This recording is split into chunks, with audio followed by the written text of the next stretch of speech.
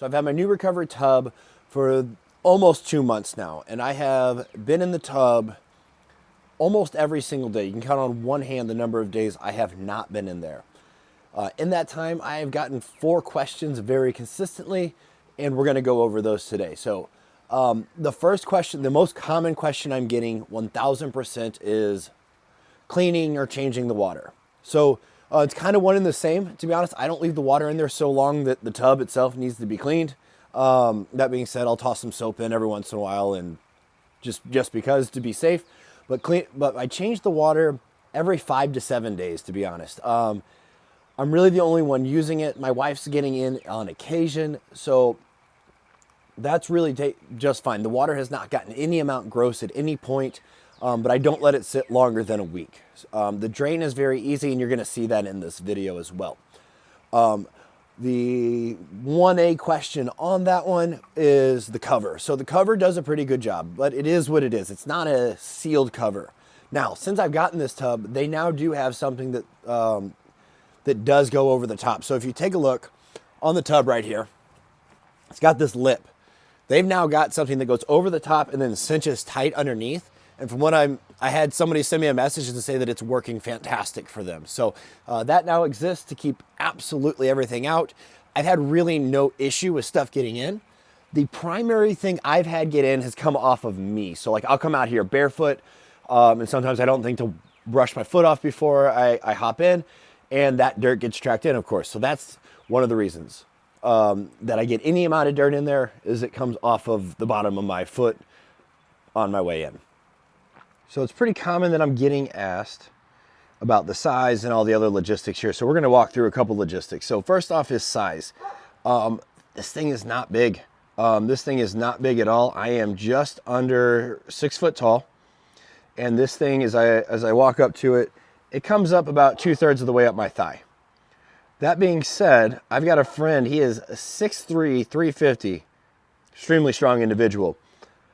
He has this tub, and he can sit in the bottom. He said he can sit in the bottom cross-legged with water up to his neck without any space issues. So if you're wondering if you fit, you probably do. The actual footprint itself, so in my hand, I'm getting ready to toss this guy in here.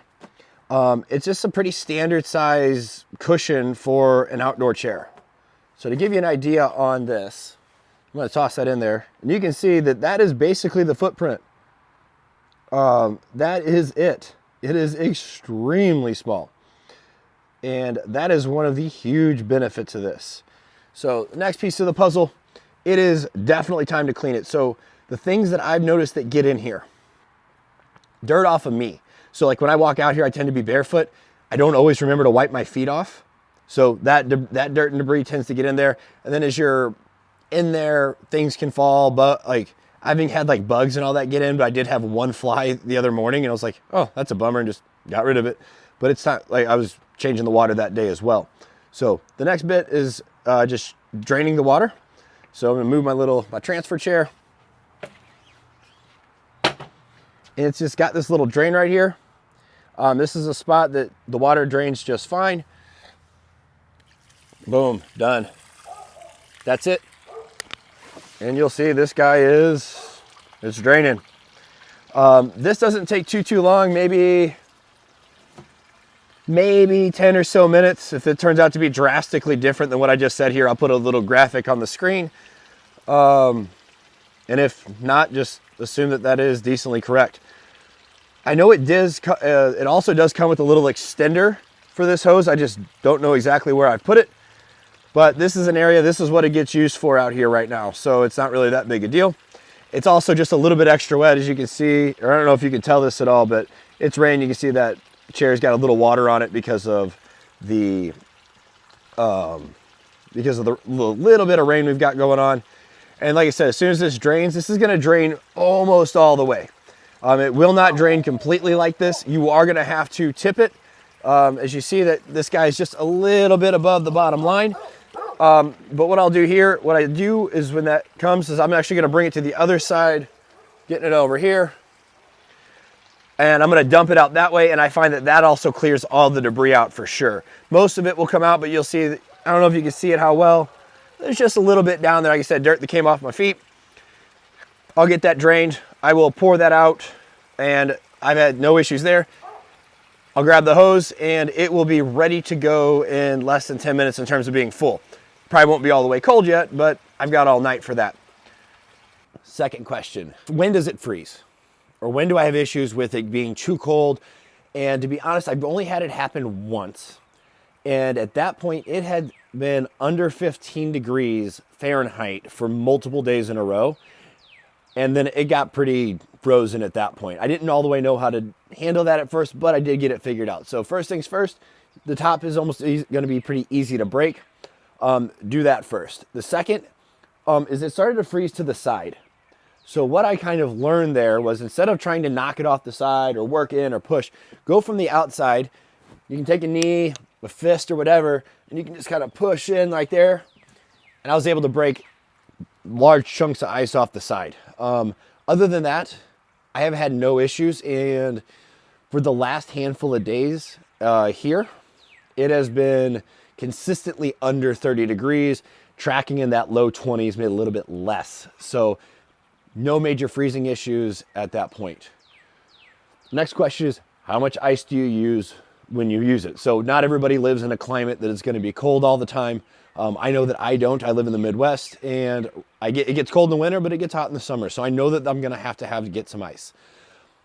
The one time I have needed to do that, part of this was experimentation because I wanted to know, is it's going to take a 20-pound bag of ice, which is your standard big bag. They're 20 pounds, 22 pounds, something along those lines. That's pretty well what it's going to take, or at least that worked out just fine for me. My plan for this one, because I don't want to go buy ice all the time. I'm not going to go buy ice all the time, plain and simple. I don't want that to be a part of my schedule. And I was like, there's definitely a better way. So a big bag of ice costs $5.50 where I'm at. I'm currently looking at ice makers in the $200 to $300 range. At a $300 ice maker, it takes me less than 60 ice baths to pay for itself at that point. That will happen this summer. So I'm not really that worried about whether or not that investment can pay for itself. It'll probably mean I also end up buying a decent little cooler. Again, it will take me less than a summer for me to get my money back on that investment. So that's currently my plan. One thing I would love to toss in here, if you currently or ever have used a at-home ice maker of any variety, I would love some tips, what to look for, what to not look for. I'm currently early on in this process. I mean, like I said, it's been chilly here lately. So we're just getting into spring. I know that time's coming. So if you got any guidance or things to look for, to not look for, to stay away for in an ice maker, please let me know in the comments. I greatly appreciate any input there. So those are the two different questions I've been getting about ice. What happens when it freezes? When does it freeze? And what do I need for ice? And then the last question I get is some variety of what is your protocol? What are you doing in the tub? So for me, I'm doing 3 minutes. 3 minutes seems to be the way I understand the research. That seems to be the point. Past that, for the benefits I'm looking for, we're past the point of diminishing returns. I'm talking about all the things that deal with I'm looking at things like that deal with like circulation, that deal with, any of that blood flow, anything that goes in that direction. That's a lot of the stuff that I'm looking for out of this. All the hormone influence, the hormone changes that can come from a regular ice immersion. 3 minutes seems to be the ticket. Going much more than that seems that the extra time doesn't really relate to a lot of extra benefits. I'm not particularly doing this practice for muscle soreness. So it's not really that one I don't speak to. I don't sit in here for 5-10 minutes. I mean, I've done it before. Not something I've been doing. The other piece of the puzzle is breath. That's where the money is made to me, is the breath control. The ice is just a huge obstacle to your breath, and that's where the magic happens here. I have worked myself to the point that I can do a 7-second triangle breath. So what that would mean, it would be 7 seconds in on the way up, 7-second hold, and then 7 seconds on the way out. What's really nice about that breath is, let's just say you get that breath right away. To get 3 minutes, it's a 21-second breath. That's 3 breaths a minute. In 9 breaths, you have your 3 minutes taken care of. from a meditation, mind clearing space, man, that's fantastic. It really does great for me. I do them in the morning on top of that. I love to I watch the sun come up in my tub. It's cool. I like it and I feel great. Other things, especially on the circulation side, on the from an amputee perspective, is it's not uncommon for a lot of amputees that when they stand up and they don't have their liner on or their leg, is they'll feel a rush of blood into the bottom of their residual limb. My brain does not send less blood to my left side than my right side. So at times you can get this like overfull feeling, and it is not, at best, it's real uncomfortable. It can be painful. It can trigger phantom pains and things of that nature. Since I've begun this practice, I actually have not had that happen once. I can't sit here and say that I know for sure that they are connected, but it is something that I did feel, and it's something I have not felt in the better part of 2 months. So I can't say that that's a for sure one-to-one correlation, but I'm definitely excited. That's definitely a nice potential side effect that I'm feeling. So, like I said, these are the 4 primary questions I'm getting on my Nurecover tub. If you are interested in getting one of these, I have a discount code. It'll be on the screen probably a couple times during this video. It will be in the bio or in the video description. For everyone that has supported me on this and that has supported that video that I put out, thank you so much. That's done great things for my channel in terms of bringing me some viewers, bringing people eyes on what I'm trying to get done here. So thank you so much. And I hope this helps. And if you've got more questions, please put them in the comments. I am certain I'll end up with another follow-up. Thanks. Bye. All right, so I was watching that video back, doing my editing, and I just realized there was another little bit that I really wanted to make sure made it into this video. And it involves comparison, really. So in that video, I talked about my practice. Other things that I do along with that 7-second triangle breath is I put my hands all the way in the water, and most mornings, at least at the very beginning or at the very end, I will dunk my head in the water. Do you want to know what my practice didn't look like on day 1?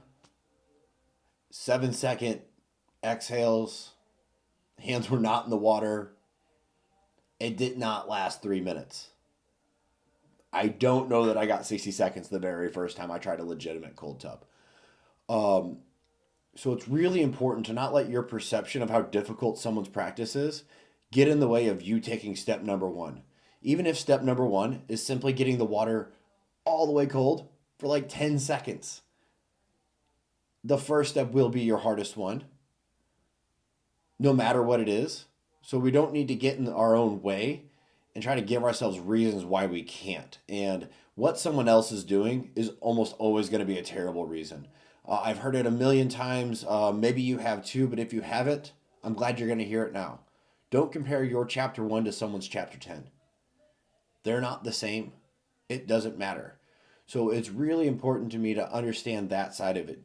And then from there, it's don't be dogmatic about what you're doing, what anyone else is doing, the path you're trying to go. You're going to learn, and we're going to keep learning more about this. We may learn that there really is a huge benefit to 4 minutes. Or, you never know. We never know what we're going to learn as more and more people make this a deliberate thing that they do. So don't be dogmatic about what you're going to do. What's best for you is going to change over time. You're going to change over time. So your best practice will change. Again, like I said, my hands have always been really sensitive to the cold. It was the hardest, actually, it was honestly the hardest part of it for me, is getting comfortable with my hands all the way submerged for the whole time. I would run out of gas on that one real quick. All the pain signals would go. Get out, get out, get out. It took time. It's plain and simple. It took time, and if I take time away from the cold tub, I'm going to struggle with getting my hands in again right away. And again, it's all right, because give me time and consistency, and I'll be all right. It's going to happen. And then from there, that's the biggest thing that I can stress to you is consistency on this one. Yes, doing one is great for you. Doing one a month will be, in theory, 12 times better. I don't know. It's better. Getting to weekly or multiple times a week. I mean, you don't even have to do it every day like I do. I love it. Like, I love the result. I crave the results. I crave the benefits I get out of it. So that makes mornings like this morning where I'm like, man, I really don't want to get in. This weekend I did a fire and ice session where it was the 200 plus degree sauna, back into the cold tub, back to the sauna, back to the cold tub, back to, and running 3 rounds of that. And this morning I'm like, man, you know what? Maybe I'm good. I was in the tub for 30 seconds, like, man, I'm glad I'm here. I'm really glad I did this. So consistency, consistency, consistency. Again, if the only thing available to you for the day is a cold during your shower, take it. Doesn't have to be all or nothing. Um, I just cannot begin to put into words the benefits that my life has seen between dealing with chronic pain, like a very severe condition that just never gave me a break, to recovering from my amputation, to really trying to move forward with the reason I opted for amputation in the first place, which is I wanted the opportunity to live my life exactly how I wanted to. I didn't want pain to get a vote in that. I didn't want anything to be in the way, and that's what I'm doing here. So again, thank you so much for watching, and until next time.